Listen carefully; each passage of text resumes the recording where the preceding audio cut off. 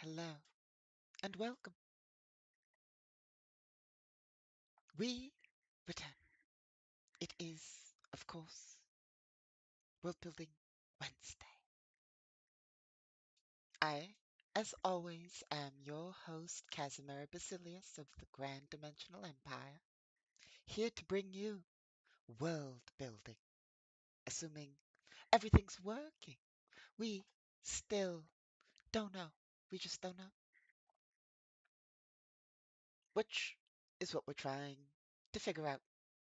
As our conscripts, we don't know if they've succeeded or not, so we'll figure it out. And it seems some things at least appear to be working acceptably. So, without further ado, let's get to world building. And today, we're going to actually world build. Sort of, maybe, hopefully. I don't know. We'll figure it out. So, uh, well, the hard part is always starting, isn't it? Trying to figure out what to work on. I came in with a sort of idea, and that is to work on conditions, tags, and conceptual items. Things that we've talked loosely about, but basically a little bit about world generation, which you've probably heard me complain about before. We have long ago generated a few star systems, and I've probably complained while doing so. So we're going to work a bit on that, maybe. A bit on tags, qualities, and conceptual items. They're all similar. At least I think they're similar. So that's what we're going to do. Oh, what I mentioned literally last time, we got up and working. Thanks to the hard work of our conscripts. Here we are. The old sheet that we can use to type and all that. So the hard part here is going to be to work and ramble at the same time. That's always the hard part, isn't it? So let's just double check everything. Very good. Okay, so we'll get right into it without much ado. We have our coffee, we have our data sheet, we have our dice, we have most everything we need. Though, to be fair, the one issue is the dice don't have a lot of room. We have the coffee on our desk today, which leaves little room for the coffee, which is risky. Anyway, let's see. Where to begin? Where to begin? Well, I'm gonna have to open more files. This will be a bit slow. We're getting back to working on World Building Wednesday as opposed to rambling. After all, the very first streams ever were work. Well, they were rambling, but also working. The entire reason we started this is to ensure that we got work done. So that's what we'll be doing. It's wild. Back to where it all began. The reason why it all began. Let's see. Firstly, we open our file here. Oh, that's going to be troublesome. Certain files are in certain places that cause certain issues, also known as I have too many datanet connections open, and this means I have to sort through them to find what we're looking for. That's not even to mention that running Galactic Requiem involves at least, well, I mean, we could count, but we'd be here for a while. I've counted in the past. It's like 20 or 30 files open just of GR core files. Then there's books that are separate, and there's genuinely probably over 60 things open just for running GR. But there's always a select few, the others are for obscure cases, you know? Like I never know when my players want to f find the stats for medieval guns. You never know. Or when you need, I say medieval guns, like, they were, well, you Elysians, it turns out, had guns in what, the 1300s, 1400s? It's just a stretch to think of them as anything related to conventional firearms. But they were firearms to a degree, with the, well, strangely. Now, this could just be my books and the sources I've used for their stats, but at least my books indicate that a medieval firearm is easier to reload. Not that a modern firearm, no, no, no, no, no. Easier to reload than a musket era firearm. I'm not sure if that's accurate or not. I I'm just going with what the books we used to get the stats for these gave us. But apparently, at least in all stats, medieval firearms are actually quicker to reload. Whether this is accurate or not, don't know. But, that's just a random fact. We're here to talk world building facts. And I suppose these are stat facts, but that's part of world building, stats. Anyway, so yeah, they're quicker to reload. Whether that's accurate or not, don't know. But that's how it is. Let's see.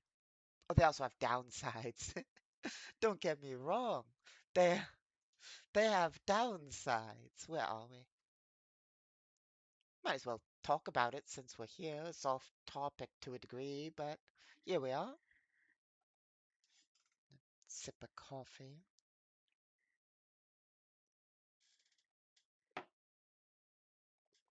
Um, okay, so their range is of course worse. I believe their failure chance is worse, and their damage reduction, I believe this might also apply to. No, no, it doesn't apply to the later ones, I don't think. But this medieval ones specifically, I know it doesn't apply to modern weapons. My question, well, in my head when I was going over, was whether it applies to muskets and the like, and I'd have to double check. But these ones are specifically noted as they have armor piercing against medieval only. And they don't ignore medieval armor. They have a bonus against medieval armor. So it won't necessarily go all the way through plate armor, but it's just likely. But yes, they have armor pen against medieval armor only. While um, I'm pretty sure muskets and later, I could be wrong about muskets. I know later weapons just flatly ignore medieval armor, while muskets, I'd have to double check. Yes. They also have a -2 to hit.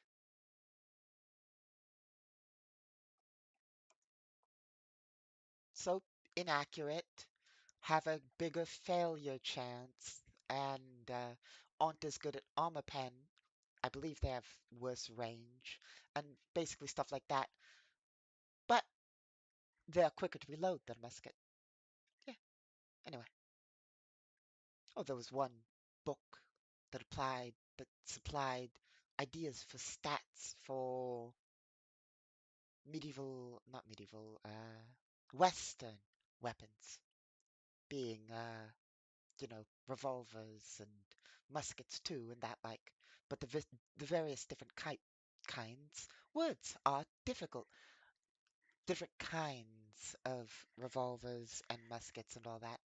And it turns out they there's some of them that I'd have to find it. I kind of want to find it just because I want to read out how funny it is.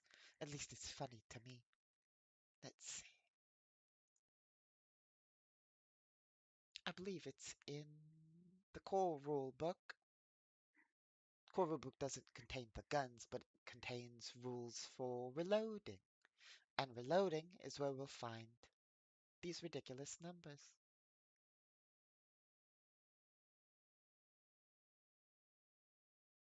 Doo, doo, doo, doo, doo, doo. Where is it? Here it is, I think. No, that's rate of fire. We're looking for reloading. I suppose we could just use the document search function. Reloading firearms. Nope. Apparently there's two sections named the same thing. Uh, Here we are. Okay, so reloading your average box magazine is one action. With quick reload, that becomes a half action. On average, it's 6 shells for a larger capacity magazine per full round action. With a with quick reload, that becomes a half action, or 12 shells per full round action. Um, this applies, I believe. No, it doesn't apply to internal tube magazines, also known as standard shotguns. Standard shotguns can load 8 shells per full round action, or 8 shells in a half action, 16 in a full round, if you have, of course, quick reload. Which also theoretically means if you have that number, you can do it as a free action. No, I messed up. I messed up when reading one of those. I sort of messed up, yes. No. My apologies. Reloading a box magazine is a half action, free action with quick reload. Got that wrong. And then with quick reload, you reload basically twice as fast, or reloading takes half as long. So 3 shells, 6 shells being a full round becomes 12 as a full round, 6 as a half, and 3 for free, theoretically. Anyway, let's see. Although I'm not sure about that. Not sure. Anyway, let's. Here's the ridiculous one. Okay, so some things take a full round action as stated. A metal cartridge, rim or centerfire internal cylinder takes 2 full round actions to reload. A percussion to replace the cylinder of a percussion revolver, for instance, takes 4 full round actions, 2 full round actions with a quick reload. And then here's the, well, we'll skip down real fast. Musket or smoothbore pistol takes 6 full round actions. A medieval hand cannon takes 4 full round actions. A rifle or rifled pistol, muzzleloader, takes 10 full round actions. 5, of course, with quick reload, because you have everything. Now here it is. Here it is. A reloading the cylinder of a percussion firearm, the entire cylinder, not replacing it, takes 20 full-round actions, 10 full-round actions if you have quick reload, which is, well, slow. Yes. Okay. So now that we've rambled about that, let's get to work.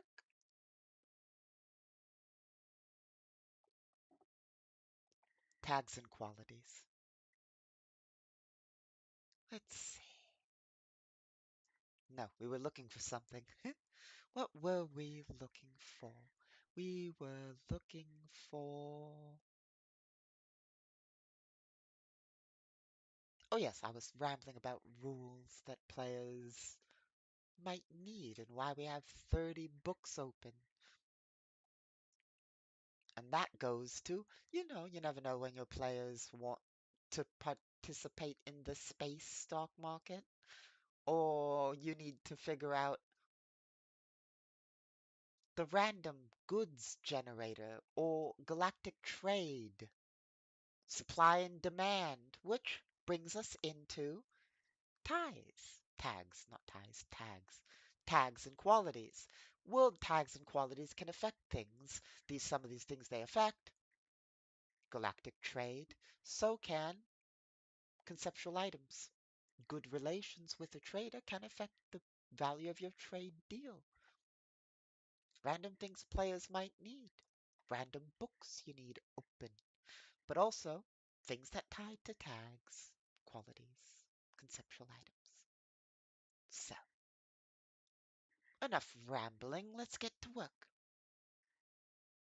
Where to begin, though? Where to begin? Uh, but we know what we're going to work on. We just need to know how. I suppose we might also work on nations. I don't know. We're just going to work. And I'm going to talk to you about what I'm working on. Let's see. All while we world build. Let's see. So, hmm. Of course, there's different types of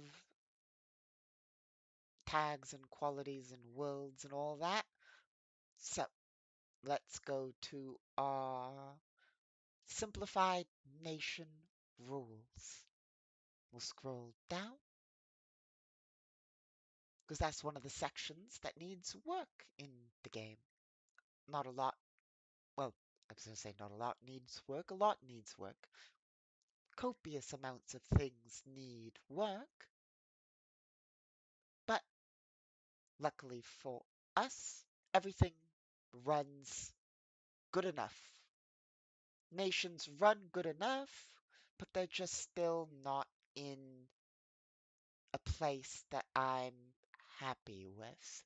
Every time I work on nations, there's something missing. There's something that needs to be changed. There's something that,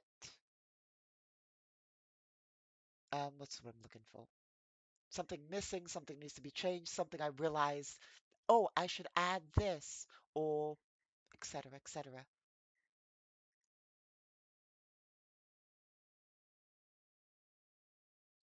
Here it is.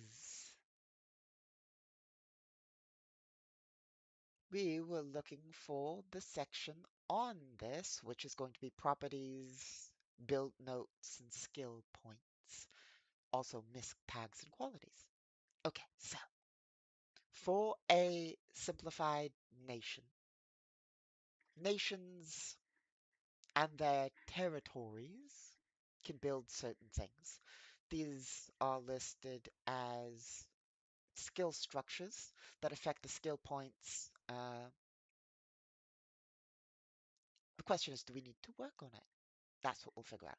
A nation and organization can build as many skill structures that affect its skill points as it wishes, with a maximum of plus 20 in any one skill between all structures, and no more than 4 structures that grant any one skill.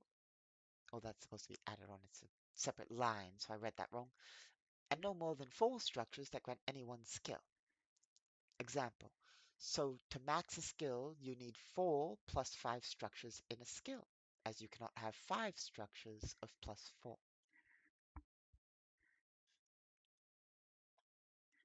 These bonuses are usually per subsector. This, of course, is work in progress. So, yeah. How did we come up with these numbers? Same way I come up with any statistics when working on the game, which is I couldn't tell you.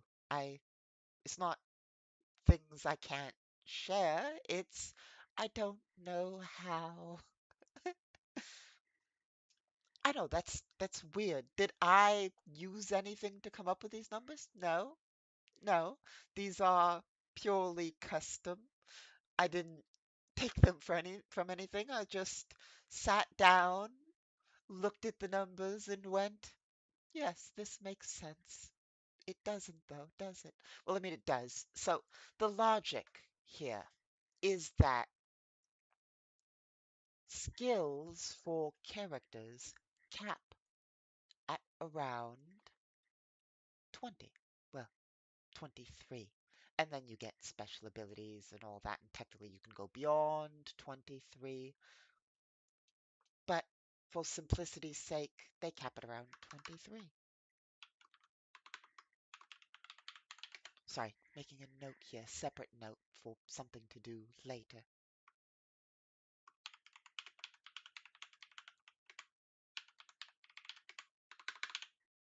This is different and new. Um, Surely you hear our new simulated clickety-clacking, one of our conscripts added a audio cue that indicates to you when I'm clickety-clacking, typing away. Although, I'm not typing, I'm thinking. But data is being input, neural data pads, brain computers for you who don't know who neural data pads are. Yes. But apparently now you can tell when I'm taking notes. Thank you, conscripts. They thought it might be funny and entertaining and useful for those people out there who don't know the delicate social cues of using a neural data pad. Yes. Now, where was I?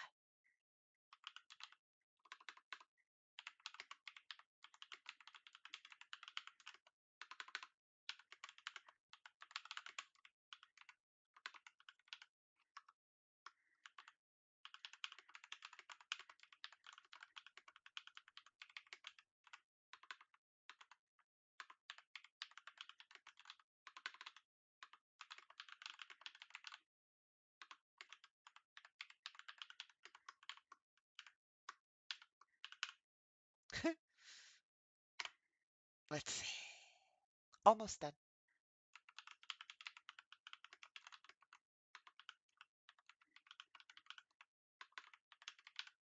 There we go. Sorry about that. Need to make a note for later. Uh, I just need to move that over to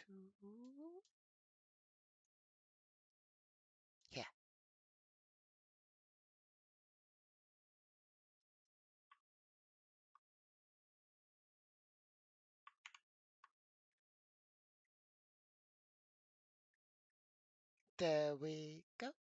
Now, where were we? Okay, so yes. Why is it 20? Because characters max out at about 23, technically, but then with special abilities and such. Anyway, skill points go to 24 nation. That's the logic of that. How we came up with full structures, etc., etc., uh, that's harder to explain. I couldn't tell you how. Um, that was just some sort of guess, assumption. Wildly, when making things, stats and rules for games and such, of course you need consistency in your stats and rules, but it's not, you need, if you're making something and you're the first to make something, you don't really have something to work with. You need to sort of make guesses and then test and then see how that works and make more guesses and test and see how it works. It's sort of a process.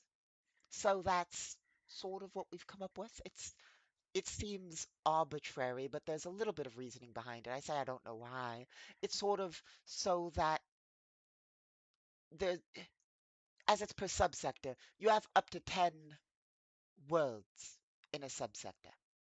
This makes it so, I mean, you can have more than 10 worlds, more than you usually have around an average of about up to 10 or a few more systems. You could put these all in a system, or maybe you want to spread them out between various systems. I want to encourage the differentiation between these. Exactly how? I don't know. But limiting the amount of structures can be useful because it makes it so if you have a maximum of four, not a maximum, a minimum of four required, and a maximum of four too, also technically, to get to a maximum in your skill, you can't build one building that gives you a plus 20. I say building. They're technically districts. They're entire districts, technically. So you can't build one and then put all of your defenses around it. Because in the way nation conflicts work, you have units. You have a certain amount of units, and they have certain amounts of abilities, and they each do certain things and have certain specialties, and you use these units to interact. So, if you have a minimum, if you have one, we'll say this. If you have one structure, all you need is one defensive unit, and bam, your skill structure is defended for that skill. You would need one unit for one skill, maybe less, depending on how you go about it, maybe less. So that is not ideal. We don't want you to be able to defend everything perfectly. That's tactics, isn't it? If you can't defend everything perfectly, you need to decide what's important to you. Is it important? Well, then, here's where the balancing comes in and the things we're not sure about. So, it's one structure can grant you up to a plus 5. There are, like, I don't know, 20, 40 skills. There are 20 to 40 skills. We could figure this out, but we'd have to count. You know what? Let's. Let's. This will be boring, but let's. Vehicle nation. Here we are. Nation. Here we go. 3, 4, 5, 6, 7, 8, 9, 10, 11, 12, 13, 14, 15, 18, 19, 20, 21, 22, 23, 24, 25, 26, 27, 28, 29, 30, 31, 32, 33. I was about right. between 20 and 40, 33. There appear to be about 33 skills. For those of you who want to know, we can share. There's no reason not to. Let's see. There we are. It's the same as character skills to a degree. Just trimmed down a bit from character skills because there are some skills nations shouldn't have. Of course. It would be silly for a nation to say, have acrobatics. What, the nation can't do a flip? Like, what do you mean? Or athletics. The nation can't lift. Now, that's not to say your units can't have these skills. Your units can, but that's with the unit, not the nation. Although arguments could be made that, oh, what about, what's what I'm looking for? What about a nation's strength? Would that not need ac athletics? Because athletics being strength. I mean, one could argue, but like just the naming convention and the fact that what are you using it for as a nation, you know? So what you would use for a athletics, you'd probably roll into a probably fabrication check. More than likely for building something. Well, fabrication's fabrication. Oh, so what would you? I don't know. It just doesn't seem like a needed skill for nations. But point being, there are about 30 something. We've already lost count. It's not really important though. There are about 30 something skills. And that means you have about, at least according to the way it's currently set up, 40 something? No, 5. 4. 4. Words are hard. So about 90 something also, 90 plus structures are what you have to defend in a subsector. Now that's impossible. Well, well, it's not impossible. It's difficult. 90, 90 structures means, assuming they're spread out, which you probably want to do, maybe? I don't. See, this is what I'm talking about. It's hard to figure out these things. Uh, it does seem like a lot. I'm trying to figure out if there's a way to encourage spreading them out. So, of course, the automatic thing to spread them out is infiltrators. If you have an infiltrator on your world, they could disrupt your structure and cause issues and basically penalize your checks and such. Not ideal for you, but if they're all in one place, you need only attack one place. Having them spread out means you need to attack multiple places in order to disrupt the entirety of the checks.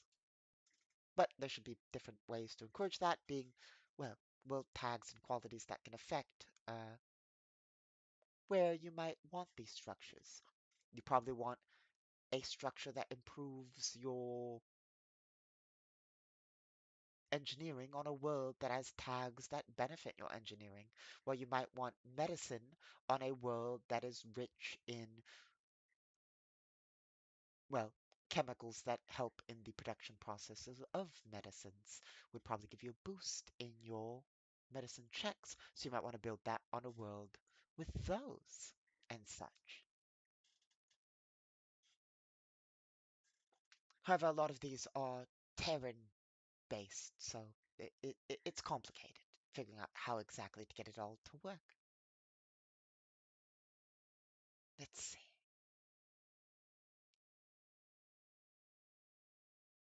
Oh,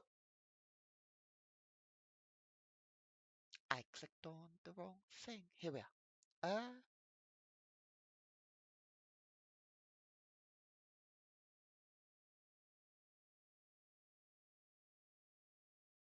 Okay. So,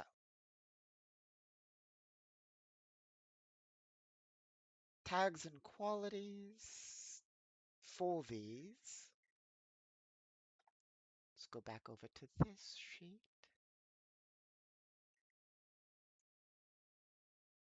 Okay, so that's why the structures are listed as having 4 at up to +5, but we still need to figure that out. I'm not too sure about that. Like I said, nations have a lot of stuff I'm not entirely certain on. Uh, there's of course build notes. A location or organization can have countless build notes. Each can provide small bonuses, usually no more than +10 to any one thing between all build notes. Basically, they're also per subsector, per system, or per world.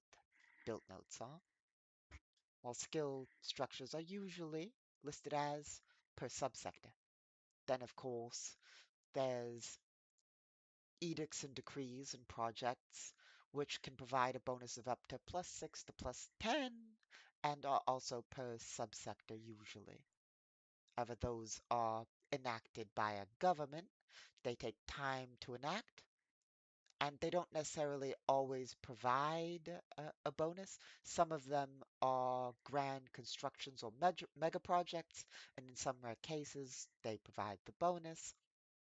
However, skill quality of a project, because they're usually constructed sort of like assets, is how fast the project is being done and how stable its construction effort is. And as stated, those are usually per subsector. Then there are properties. Many organizations and nations are similar to organizations, have properties. This is defined ba this is defined based on the scale of the nation or organization. Properties, a local bakery doesn't have a district as its property, while a nation might have a district as a property. Property just represents territory, really. There we are. Properties provide local bonuses to units and individuals who interact with these properties, not the nation as a sale, and not to assets. Bonuses based on skill quality. Properties grant a +1 to +5 on specific nation or organization skill checks on top of property type. Or they can, anyway. And they're usually per world. Then, of course, there are miscellaneous tags and qualities. They can provide in a variety of things, and they can have large effect, but generally increase or shift something by up to +1 to +2 or -1 to -2. Mis tags and qualities aren't necessarily good. They can be bad. In some cases, they shift things by more. They usually represent up to a 10% to 20% shift up or down, and they have strength or power ratings based on their tiers. Generally, a tag can affect an entire series of things, or even just a single thing. For example, the tag of rural may mean that there's a 5% discount on agricultural goods and a plus 10% increase to profit when selling advanced technologies to the world. Tags combined, however, should not equal more than plus 20 or plus 200%. That's not 20%, that's plus 20 or 200%, or less than minus 20%, minus 20 or minus 100%, usually rounded to minus 95%, because it would be a bit silly to have a 100% discount on something, or about 5% per point if going negative. These are also usually per world, but not guaranteed to be per world. Here's another example. Mine-heavy world. If attached to an earning asset mine, +1 to the organization's mined resource per week. Things like that. And then, of course, there are, as mentioned, a bunch of asset properties, asset well, specialties as they're called, which affect the various things assets can do, which we also need to work on at some point as we need more asset abilities added. Basically, lots and lots and lots and lots of work. I suppose everything else, stealth works, exploration works. The one thing that I could think of that needs work with exploration is things you can find, but that's the thing with things you can find. With exploration, things you can find are either, what's the word I'm looking for? They either need to be decided by the GM or they need to be randomly generated. Because if you're exploring, I mean, I suppose a list of some features to find would be good. Those features being standard planetary features.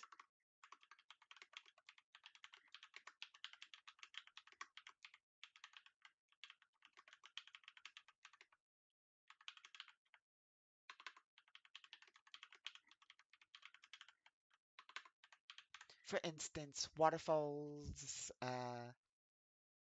valleys, caverns. These are just basic, what's what I'm looking for? These are just basic features. Terrain, that's what I'm looking for. These are just basic terrain, really.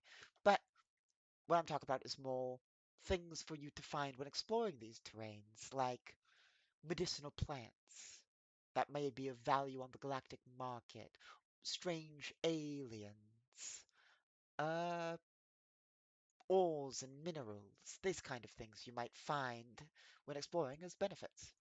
Rich ore veins, etc., etc. But you might find rare, unique things, ruins, artifacts, these kind of things. For those, the GM, for the most part, needs to decide, but there should be some categories that we can roll on.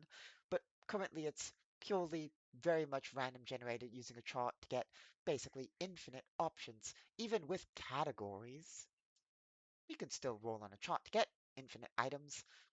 I I like having lots of options because then it makes it feel like you're not limited to, well, oh, I rolled sword. I found a sword. Oh, in this ruin I found gun. Oh, what did I find in this was sword. What did I find in this was sword? What that was sword? What if shield? Gem, shield, sword, gem, sword. Like it's not a lot of variation. I know. I'm being a bit. What's the word I'm looking for? Non-generous. But I just feel like your average D&D loot tables just don't cut it. You know? They just don't cut it. I want exploration to find, I mean, they're good. They're a good start, but I want exploration to find all sorts of things. It should have the option of finding some generic things, don't get me wrong. We're also in a sci-fi, so there need to be multiple charts for different world types, you know? You're not going to find a car, or at least you're going to have a low chance of finding a car on an ocean world. But, you know, of course, ancient ruins, you're probably going to find ancient weapons. On a medieval planet, probably going to find medieval things.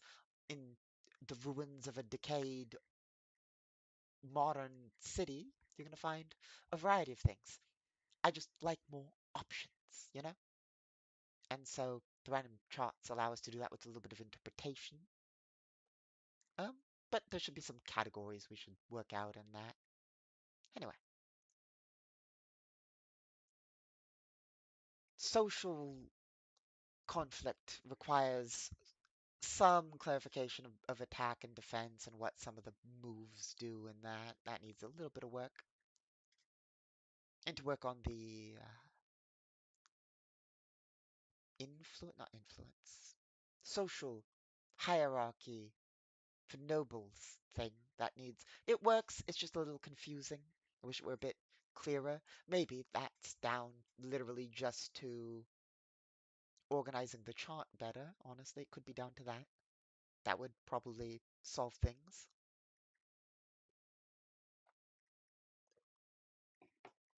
Where it's written out is a bit uh, disorganized. It doesn't. I was looking for a player how to roll a check in it because it uses a different chart for figuring things out. And finding the section was a bit difficult, so maybe I need to reorganize it a bit. Yeah. Um, well, let's see.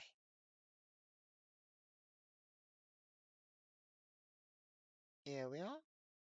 So, of course, we have a bunch of terrain that can be generated, but let's figure out some more general types of terrain that we can then apply modifiers to for these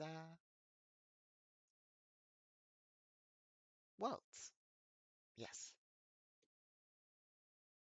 For instance, we already have some listed of like mineral value, but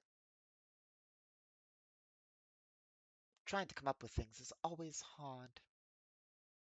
Hmm. Yes.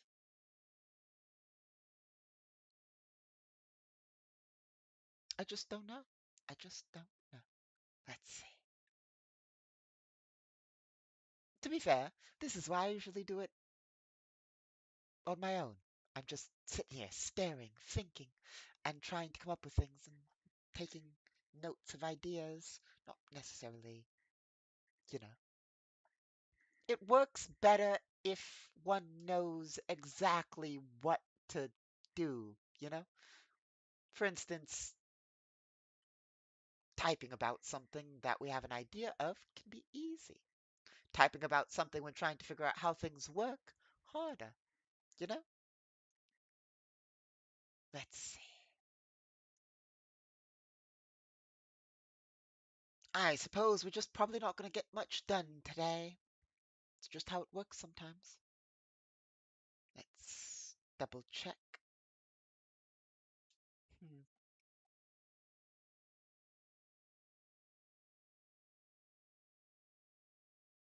Okay, so one of the things we added recently, might as well talk about this, there's something to talk about.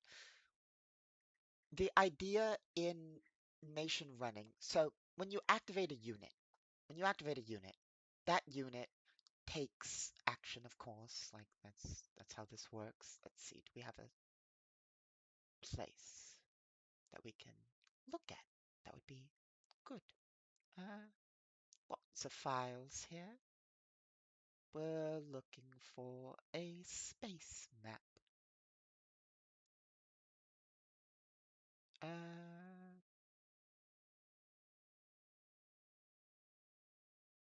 Here we are. This will do.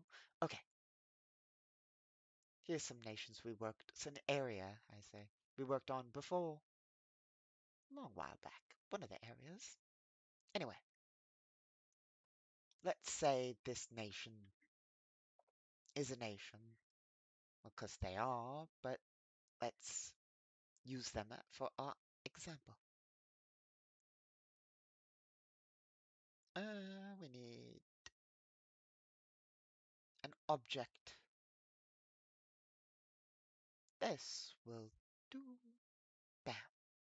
There we are. Let's say they have a unit in their star system. This unit on a nation's turn, well, on a nation's turn, they get a number of actions.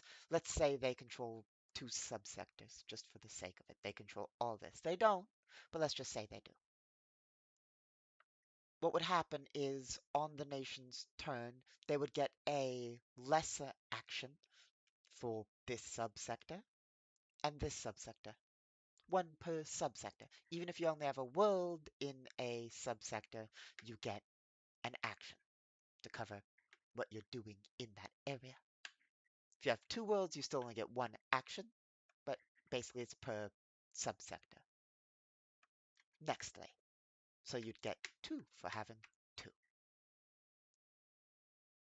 You get two major actions at base.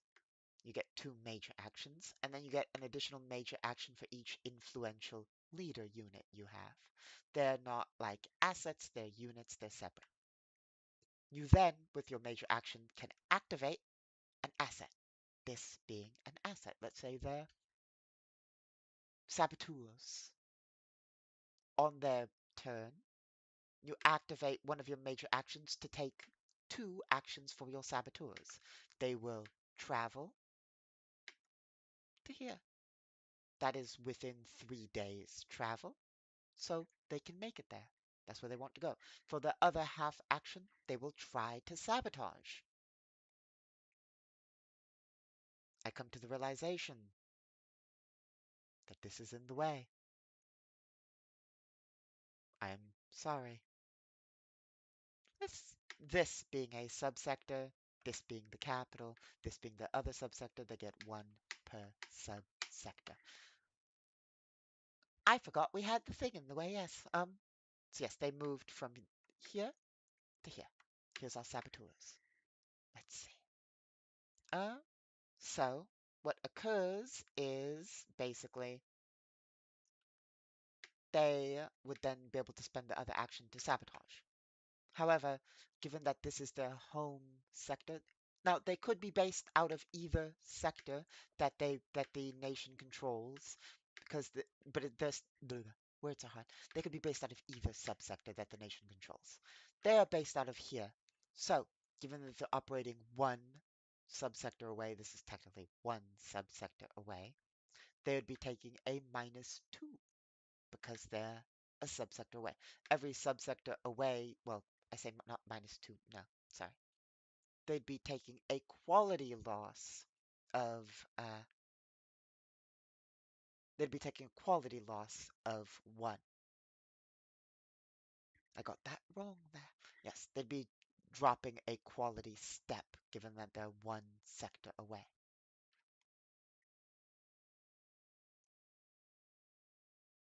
And basically that would apply a penalty to their stats.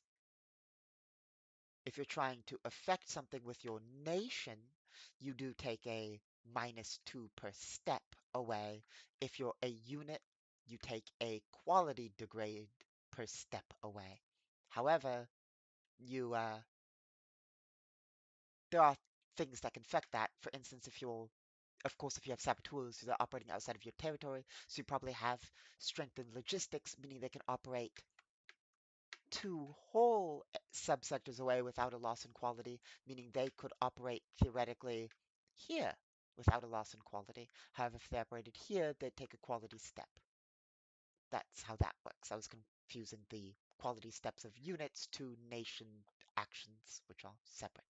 Okay, so moving that is a major action, and then doing its action is a major action. Theoretically, they can move really far because they can move 6 days worth of travel per full action or 3 days of travel per half action. So they can move far, but you're moving one unit with your action, which is not ideal because you can have up to 50 units. So one of the things we've added work in progress is we've always had a transport asset, but exactly what it does is not clear. We've made it so a transport asset can move a number of assets likely equal to its skill. Now, you're not going to necessarily want to move a bunch of assets for various reasons, given if you move an asset that takes a penalty distance-wise to a distant world, well, congratulations, they're taking a penalty now. But it's useful for certain types of assets if you're moving a bunch of things into a sector. A transport asset can be useful. We're still trying to figure out how to exactly balance that in numbers and that, but that's one of the things that was added. Another thing that was added that is still work in progress, dispersed, scattered, and decentralized assets and splittable sub-assets and multi-utility assets. Multi-utility assets are simple. Those we just can use as base, I'm pretty sure. Multi-utility assets can make any check at -6 plus skill and equipment bonus, meaning they're worse at everything, but they can make any skill check, but they're going to be worse than a dedicated asset. And if you have low skill, they could probably be worse overall, but they can do anything. So a -6, that's something we're thinking about balancing. A -6 means a nation at base, well, I say nation, an asset at base is rolling at, if it's an average tier 1, you're rolling at +3. And then if you have skill, you could have, well, equipment can give you up to a +4. So 7 -6 means you're rolling to +1, which is better than, well, hell, 3 -6 is 3, which is still better. Because if your unit doesn't have the skill listed, if I remember correctly, if you don't have the skill listed, I believe you take a minus, I have to scroll to the section. If you don't have the skill listed, I believe you operate at minus, what was it? Here it is. Nope, that's not it. There. 2 and then 4. So I believe you operate at -6 if you don't have the skill at all, I believe. Which, well, operating at a -3 is better than operating at a -6. And if you get your unit up to legendary with excellent equipment, legendary you need to actually gain EXP to get to. But if you get to legendary with excellent equipment and have that, you're looking at only a +4 on every skill check. So an asset can have a maximum number of skills, basically. So it can be beneficial. But now I'm curious myself. This is going to be a bit of a sidetrack, but I want to see exactly what happens if you are untrained in something. Here we are. Modify how it affects according to its specialties.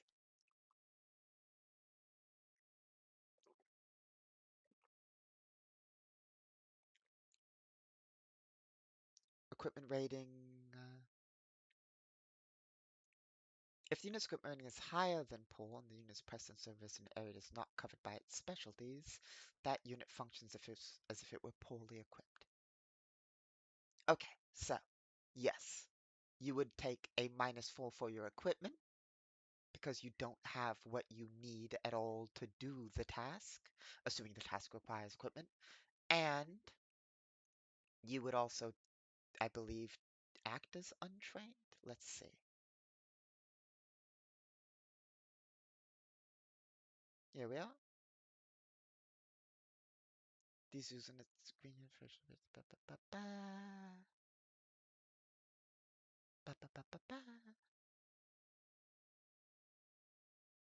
Equipment. Skills. Where are skills?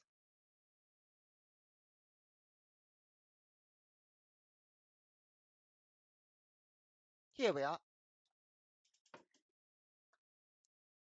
If a order can be performed at all, because sometimes you can't do something out of the skill unit in, it performs as if it were raw, regardless of its unit's quality under those circumstances. Okay, so yes, if your unit is doing something it is untrained for and not noted as being specifically equipped for, they will take a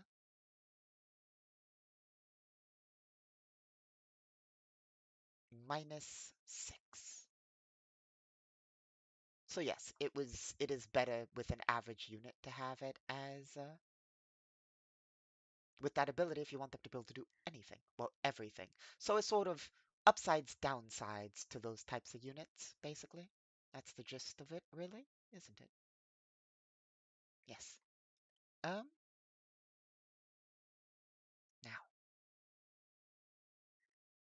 that's one we added basically. And then there is decentralized, dispersed, scattered. Basically, that's one of the more an additional whip ones, work in progress. Basically, the asset is spread across, usually up to a subsector is allowed, but less is more common. It is in many places, but is treated as one step lower on its tier. So technically, a dispersed asset can be useful because it can, uh, here, and I quote, as it is in many places, it can be attacked in at any location it is at.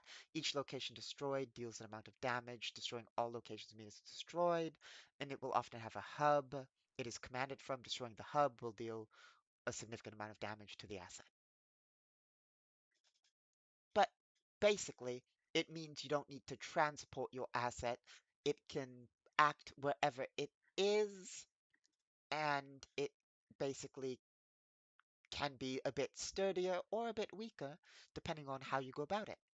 And it doesn't necessarily, an asset doesn't necessarily mean a unit. An asset could be mines. You could have dispersed mines, mines on various worlds, and basically if you're attacked, your enemy doesn't need to sabotage one thing to affect your entire mining industry. But it also means they would need to attack multiple to disrupt your mining industry. But also, it means basically, theoretically, um, they could attack it at multiple locations and start damaging it from multiple places. So there's upsides and downsides. And then there's, of course, splittable sub-assets. This asset may be used as double the number of smaller assets. It takes no penalty to checks when doing so. However, if one of the split sub-assets is destroyed, the main asset takes one damage regardless of sub-asset size. Normally, a larger asset may be split into smaller assets, but each smaller asset applies a -1 on its checks per step smaller than the scale of the asset. Basically, assets have different scales, and they can act as smaller with penalty. With the special ability, they act as not less, but they will take damage. I believe always a sub-asset takes damage if you destroy a splittable sub-asset, even without that. It's just the ability means you don't take a -1 on checks.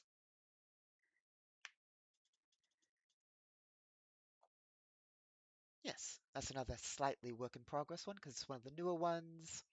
Transport. So the thing about transport is basically being able to spend one action to move multiple of them, because if you have 50 assets, you'd never be able to move them all in a turn. Now, we don't want you to be able to move all of your assets in a turn. Your assets are basically your actions and ways of interacting in the world, and you have a limited amount of actions in a turn. But if you're moving a military fleet, it doesn't do for your fleet to be, well, having to move only so much of your fleet at once.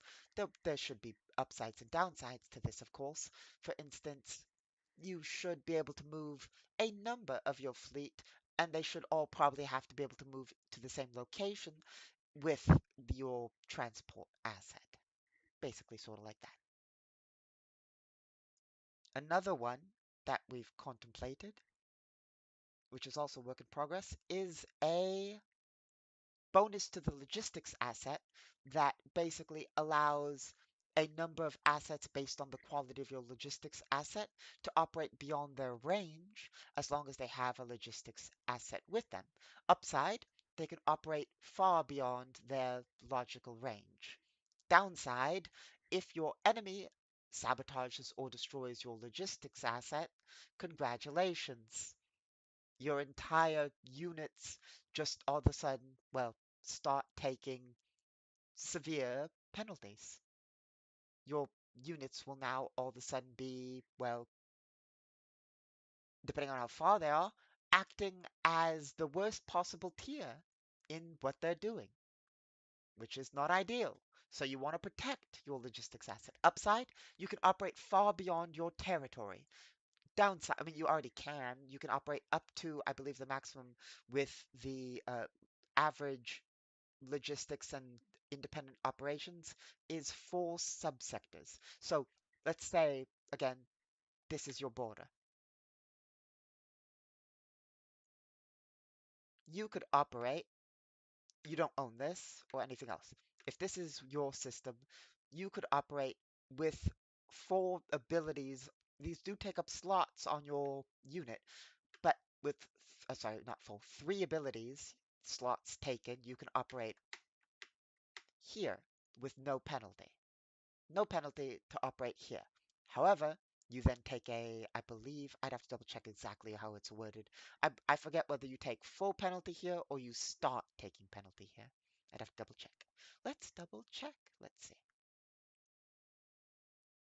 Logistics.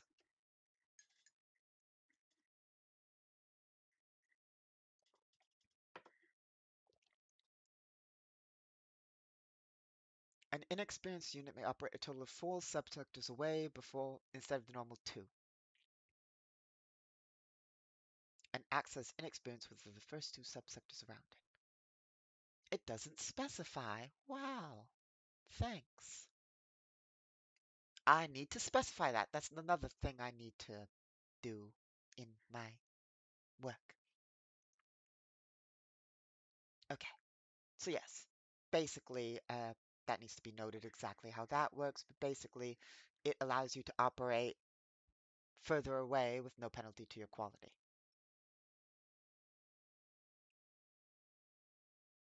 I believe they would take full penalty beyond that, I believe, but I'm not entirely certain. But it basically gives you a lot of territory to operate in, but if you're operating in a different sector, well, there's just no way to possibly do that without something there. And that's where logistics assets come in. Hell, it even saves you abilities on your unit because it, like I said, it would take 3 slots to go here with no penalty. With a logistics asset, you can have your unit here and not take up slots. Have full combat slots. Now, I say slots. A unit gets special abilities based on its skill tier. So a average unit gets 6 abilities. These abilities are all usually very drastic and good. Skill packages, the ability to fight, attacking at range, armoring that makes them more sturdy, a damage boost that gives them a boost to damage, all these things that are, well, useful for your unit. Stealth, meaning they can attack without being seen. Sabotage, stealing other assets. Basically, assets have all sorts of useful abilities based on what specialties they have, and they have a number of specialties based on their skill. And so, obviously, you want as many specialties as you can get, but you also you have a limit on how many specialties you can have. So balancing these things is important. Is it more important to you to have independently the ability to operate far away, or are you happy to have another asset that can transport you far away and you keep your maximum amount of abilities? But with the risk of that thing being attacked and you all of a sudden taking full penalty. Now, there's it's an entire system. Think about it. So that transport asset, transport is one, not transport, logistics. Logistics is one of its abilities. What about its other abilities? It's average, so it has 6. Let's just say it's average, so it has 6. Okay, it has logistics. Why don't we give it transport so you don't need to move it separate from your other units? It'll move with those units, okay? So that's 2 of its 6. Okay, what else? Huh? Let's give it the ability to repair.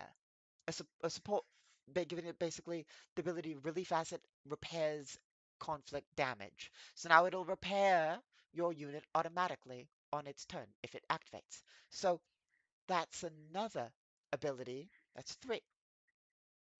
Now, theoretically, it's moving the unit, it's giving them logistics, and it's repairing them should anything happen. But, what if we want it to be stealthy? Because we're doing this with operatives. So we're going to need stealth asset. But that means we can't add a bunch of armoring bonuses to it. But we can't make it combat capable. We could. We're at 4. We could make it combat capable and add 1 bit of armor.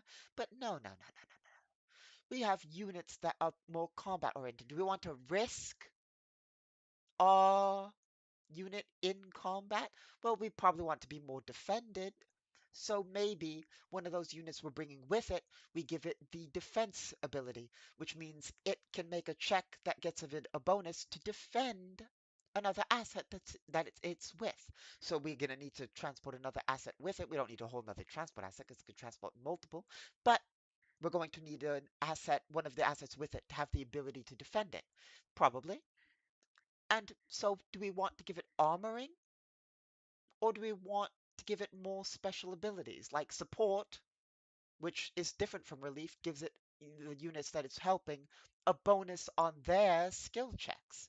So do you want to give this thing all buffs? Do you want to give it defenses? Like you build your asset and you're going to have to probably, well, to be fair, a legendary tier asset uh, has, let's see, an average asset, you're going to have to make sacrifices. A legendary asset can have 12 special abilities.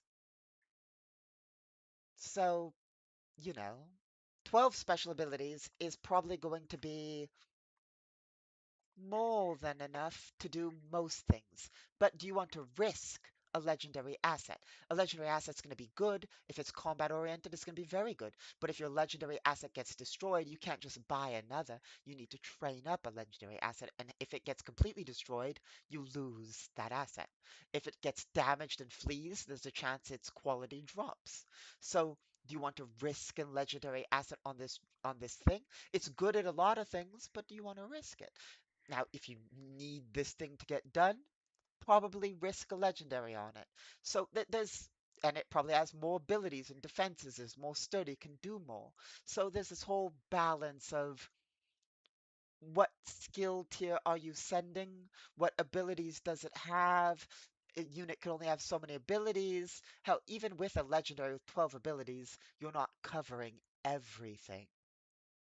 So there's a balance in building your assets in what you want them to do, how well they're going to go about it, etc., etc. Assets aren't only for combat, they're for diplomacy, they're for all sorts of things, basically. And assets can have skills. It's not 1 point, one of your 6 for an average unit per skill. Every ability you take grants you 3 skills. So basically, oh, you get 3 skills, and then these 3 skills, and these 3 skills. Now, assets are character skill using usually. So they have like 40 skills available. So, you have a choice that you're gonna have to pick between and et cetera, et cetera. Point being, assets are a system I think works very well. They just need more options, more abilities, a bit of clarification, and then assets will be, well, assets are currently good. They are the basis for actions as a nation. Nations can also take independent actions, but those are usually less powerful. Then you have units. Units are separate. Units can operate as far away as you want. Units have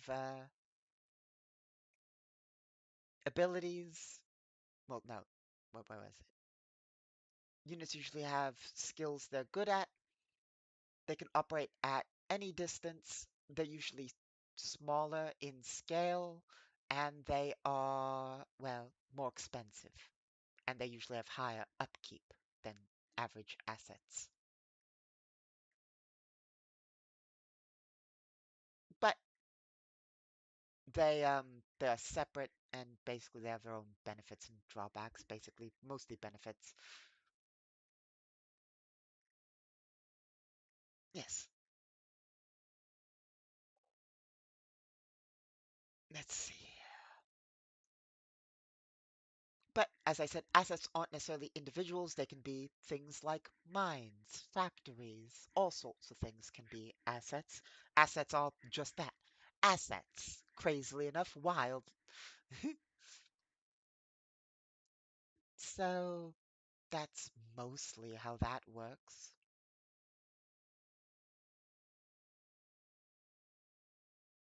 Let's see.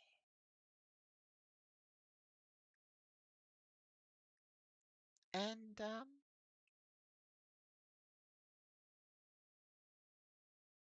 I lost my place in the book.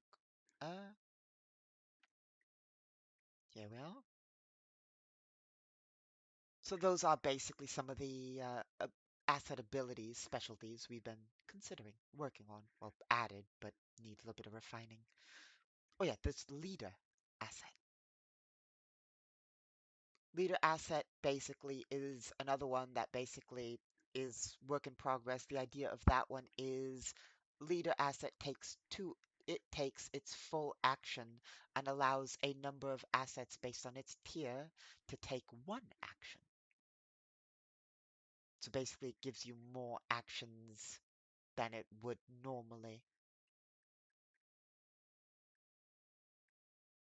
It's one that's being contemplated because, as stated, when you activate an asset, it gets one action. Now, whether when it activates, the assets with it get one action or multiple, two, it's currently noted as one. It could be two. Not sure yet.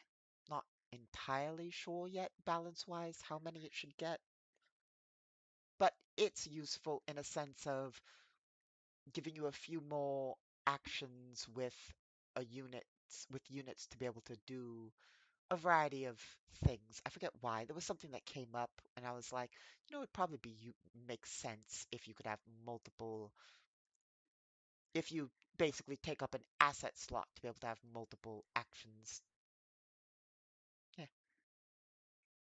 but I'm not sure about that. We're still working on all of those. Yes. Now, for skill buildings, as we began with, skill buildings are simple. It's not like we need to make a list of those. Those are the skills that are listed. What needs to be done with that is determined whether it should be 4 required for total skill, because as I said, that gets us to 90. Is that a good number? Is that a bad number? How do we encourage having them spread out more? These are things I just don't know. Because, again, with our map, we can just zoom in and point out. Why not build all of our skill structures here as opposed to spread them amongst our worlds? Other than sabotage. Because if you sabotage, you get 2 actions, you can sabotage 2 things. So why not build them all here? That's a good question. That's what we need to change and encourage having them spread out. I suppose that's because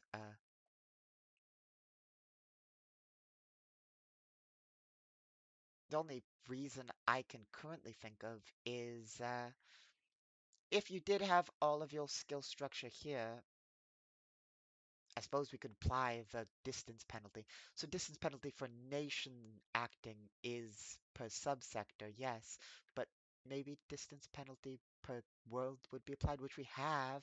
It's just we don't often use it. But if so, is it enough of a penalty that you would have it here? Because it's a -2. So if you build everything here, you have a +20 on the skill check.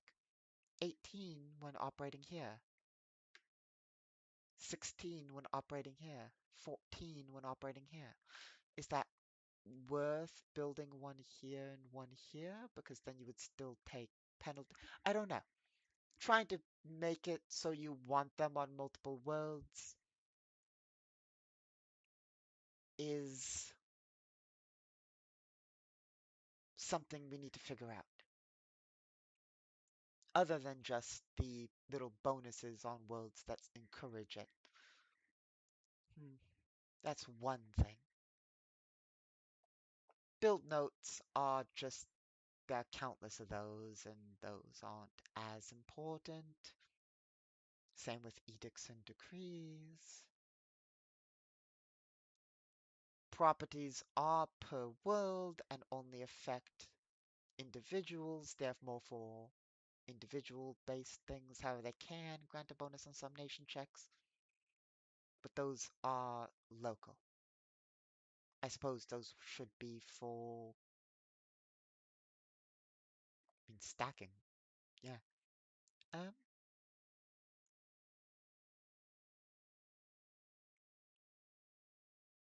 then qualities and tags are basically random. You don't really necessarily choose those. Hmm. So suppose the difficult thing here, yeah, some of them just basically need clarification and work. It's complicated. Yeah.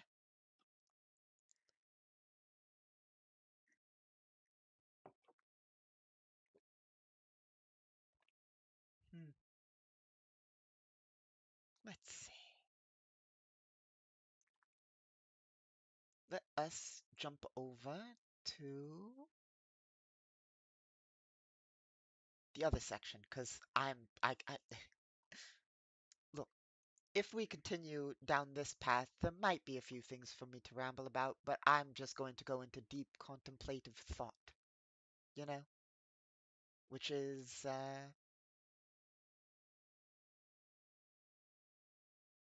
not really going to help out, isn't it? Just thinking silently. I mean, it'll get work done, maybe, but it won't be entertaining. Let's see. Here we are. Now, when it comes to things we can talk about, is the other categories being exploration, investigation, social, stealth. Those are always fun. Uh,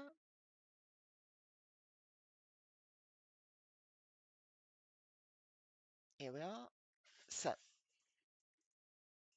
social, basically, the one thing I can think of that's an issue that I know needs work is the definition of what. I mean, it's been kept vague because it depends on what you're arguing for, doesn't it?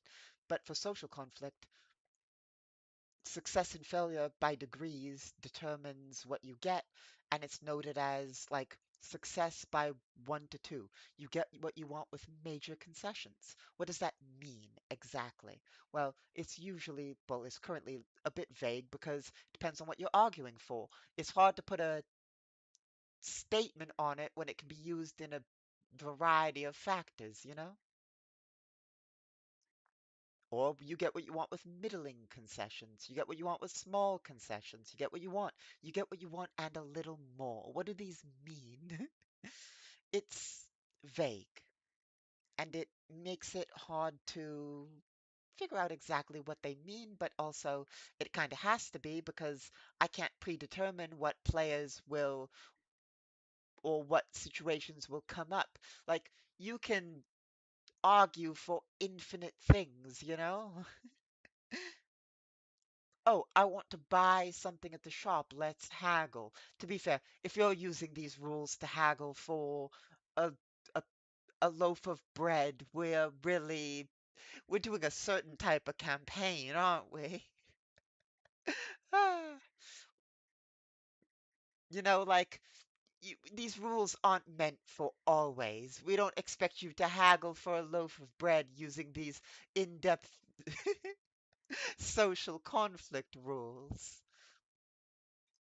But I mean, you can, depending on the type of campaign. But you know, like if you are debating for, let's say you're making a deal for illegal arms, and we have this whole thing where you've been trying to, intrigue campaigns, you know, and you're trying to come up with the final deal, and you're trying to get the most money out of it. Oh yes, I'll give you the uh, the the thing. I want a good deal on these guns and information on the traitor, you know? Now, you get what you want with and a little more. You get what you want and a little more. Oh, congrats. You get information. You get a good deal on the guns by quite a bit because you get what you want. And you basically get information on the trader because that was part of it. And you get a little extra money. And they'll maybe reveal a little bit more information on the, the trader too, like where they got their sources. You know, well, if you get what you want with small concessions, oh, they'll give you either a hint on the trader or they'll give you and the deal you wanted on the guns exact, or they'll give you more information on the trader, but they'll pay you less for the guns. Small concessions, middling concessions, you know, eh, you know, less, even less money on the guns, but information on the trader, or more money on the guns, and they'll give you the trader's contact, but not anything on the trader. You know, like, or major concessions. You get what you want, but with major concessions could be like you can have the deal for the money on the guns, or you can have the information on the trader. Pick. So basically, how much you succeed or fail on can affect that. But like you see, that situation was come up with on the fly. I don't know what the players will be wanting. So it's hard to come up with, you know, you'd need to come up with infinite options beforehand, you know, which is damn near impossible given that you can have an infinite series of conflicts in a social situation. I don't know going in what you will be arguing for, you know? Hence, it's a bit vague.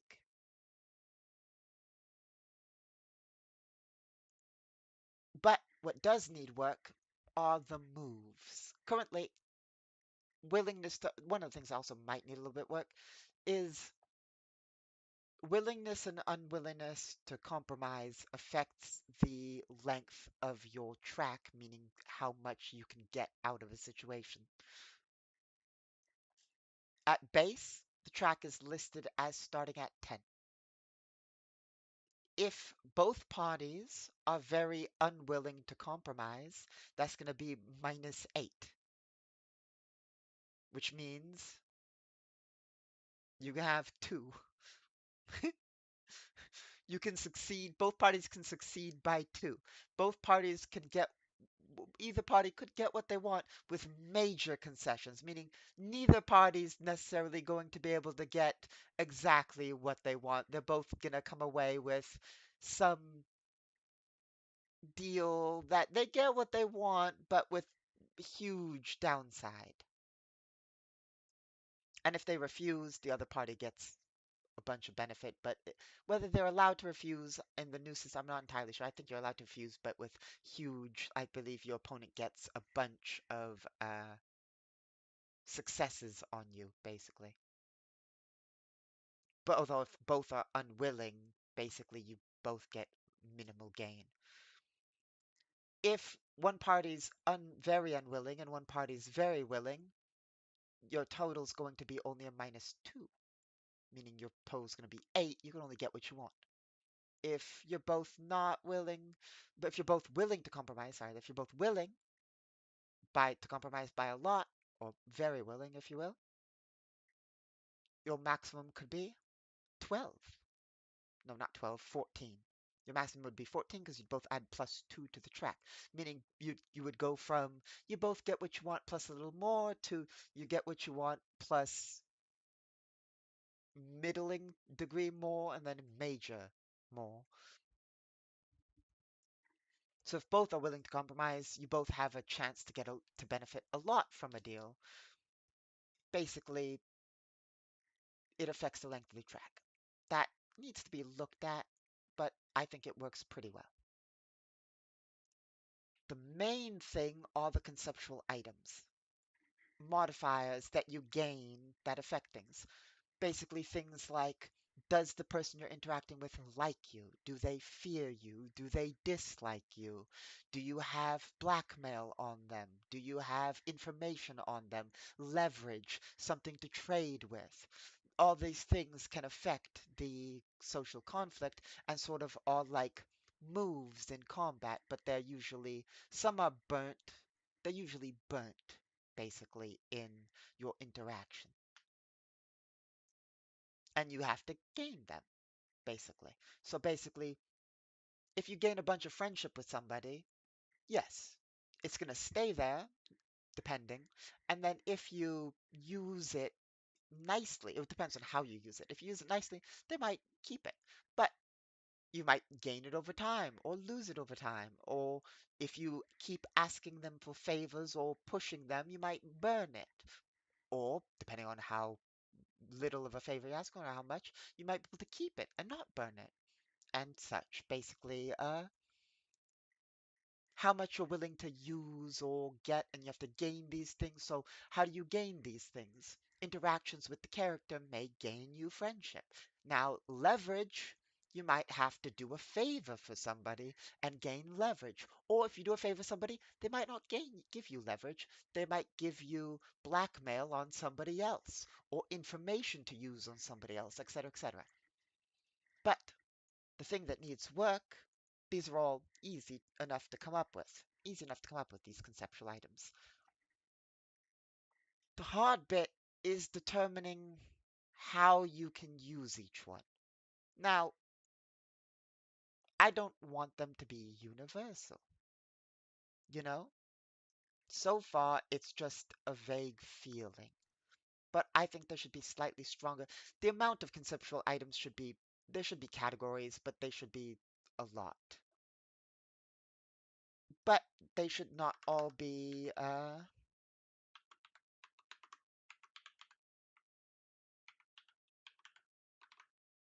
they should not all be universal.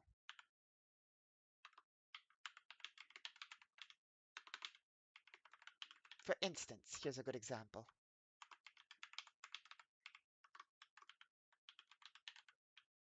Let's say you have friendship.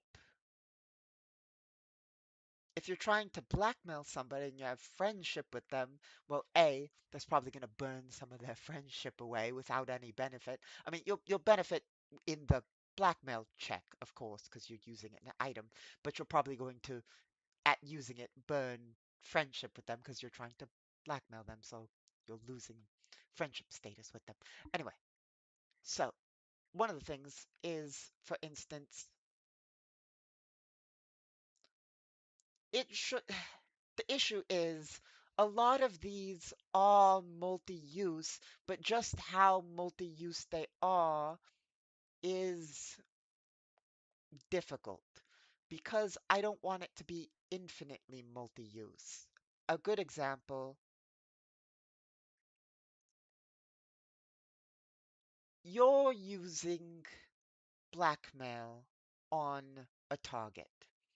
The target is going to use their friendship with the target you're threatening to blackmail them against as a counter.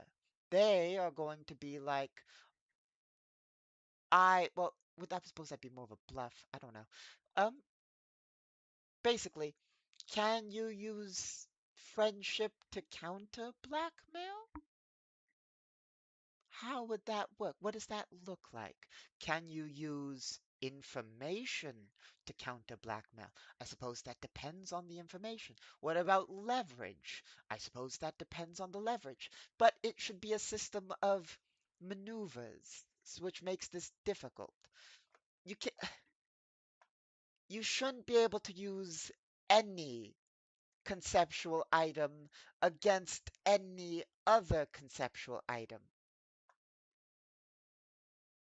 You shouldn't be able to use, depending on the situation, you shouldn't be able to use certain conceptual items against others? Can you use fear to counter friendship? I guess maybe. I, that's the thing. It's so vague and situational that it seems like anything in the right situation can counter anything else. But there should be rules of what can and can't. So I suppose a separate system is needed for moves? I just don't know. It's difficult to figure out. But that's one of the things we need to do. Anyway,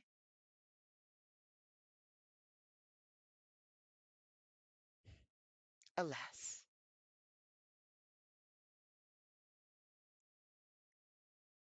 I believe we've started rambling, and it is about time for lunch. So we shall cut it short. We shall call it here. I shall go and have some food, and hopefully we'll pick up next time with some actual work getting done. I thank you all for stopping by. As always, I've been your host, Casimir Basilius, and I hope that you, yes, you, have a wonderful day. Thank you all for stopping by. I will continue to work and I will keep you informed, and we will likely world build again, and we'll see about getting our news days running again, and our solo TTRPG days running again. But for now, we will stick to world building Wednesdays. Thank you all for stopping by.